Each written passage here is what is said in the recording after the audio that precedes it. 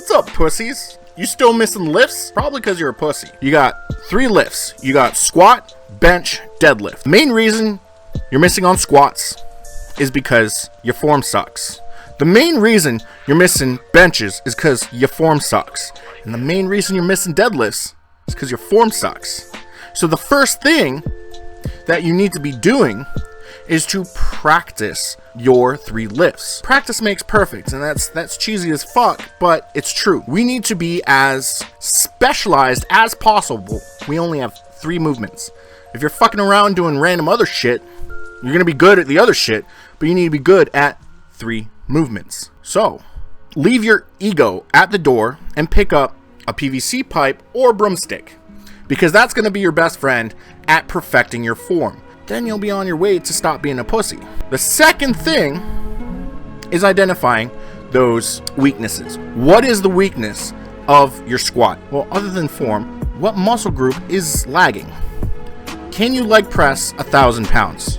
Yes. So can your mother? So can your grandmother? Oh my goodness! It's not your fucking legs that are weak. It's everything else. Your back? Probably weak. Your core? Probably also weak. Glutes? Weak. Your quads, let's be honest, everyone can leg press 1,000 pounds, the majority of it's form. Once you get that form down, once you get used to the pressure blowing out your eyes every time that you go above a certain weight, and you get comfortable with that, then you gotta identify those weak muscle groups. My personal weak muscle group was my core. I was so weak in the core that I ended up herniating a disc at the L5S1 because I was so weak in my core, but I was progressing faster than my body was able to keep up with. Why does your bench suck? Well, first of all, it's your form. Your form sucks. You're probably touching too high, you're holding too wide, you're not optimizing the ratio between your triceps and pecs. The closer in you go, the more triceps, the wider you go, the more pecs.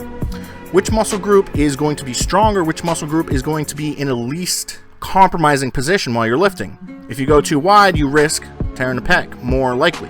If you go narrow, you got smaller muscle groups such as triceps doing the blunt of the load. Your pecs are bigger than your triceps. Your pecs aren't going to be the weak point. Your biceps, well, you don't really have any curling motions going on in a bench, and so it's basically just a leverage point at that. Your shoulders, they could look like Death Stars, but if your triceps are weak as fuck, you're going to be missing benches. So why does your deadlift suck? Well, first of all, form.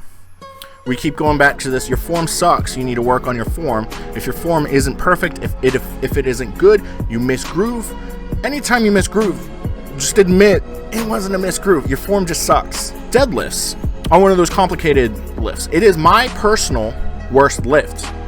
I keep bringing up this scuffed statistic that I've noticed through observation, that the biggest deadlifters in the world are strongmen, because they have straps, and when you throw the straps away, they're still pretty good at deadlifting.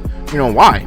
It's because they train grip strength. But what about the really strong powerlifters? Do they train grip strength? Well, very few powerlifters actually train grip strength. It seems like it's frowned upon because it seems so silly to be training your grip, but in reality, in the deadlift, you've got your hamstrings. Those get worked on your squat. So if you got a strong squat, you're gonna have a strong speed off the floor. You got your glutes. Now, if you're a thirsty hoe, do deadlifts to make your glutes look good and make guys attracted to that birthing hip. It looks tasty, it's juicy, get that cake. And then you've got your lats. You work those in both bench and squats. A big back to a powerlifter is like big biceps to a bodybuilder. Lats are actually a pretty big muscle group. Your traps, you hammer those with deadlifts. And if you're locking out every deadlift, your traps are gonna grow along with your deadlift. What you get into trouble with is your smallest muscle group. The smallest muscle group in any of the 3 lifts is going to be the one that holds your lift back. On squats, it's your core. On bench, it's your triceps. And on deadlifts, it is your forearms. The strongest deadlifts are occurring at 220, 242, 198. According to the old school lifters, that's because those smaller lifters can get into a better position to deadlift.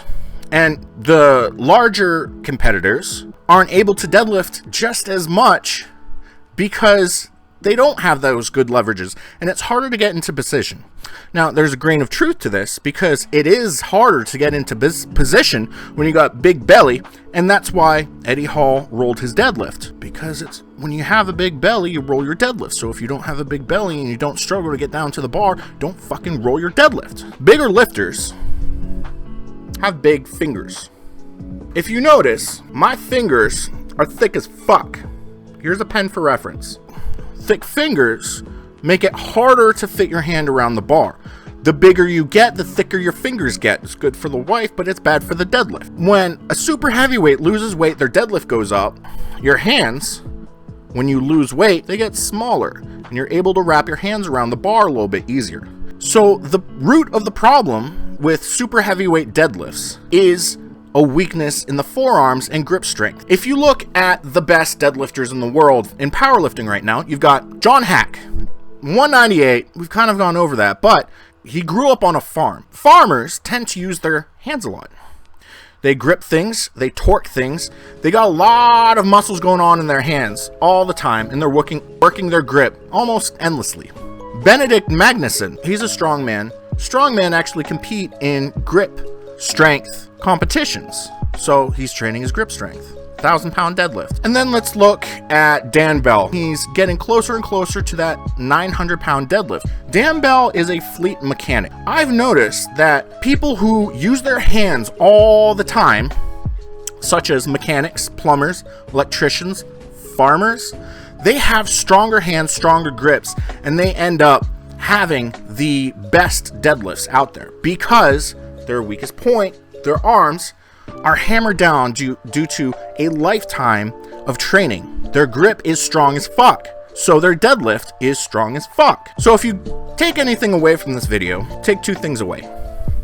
Your form sucks, and 90% of the time that you're missing lifts, it's because your form sucks. Work on that shit before you try to get strong, because it's easier to get strong with good form than it is to get injured because of bad form.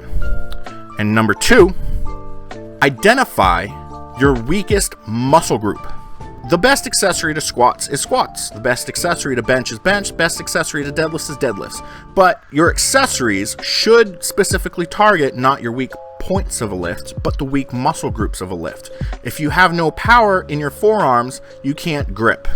If you can't grip, you can't hold on to a deadlift. If you can't press with your tricep, you can't press it. If you can't stay upright on a squat, you can't squat it. Stop being a fucking pussy.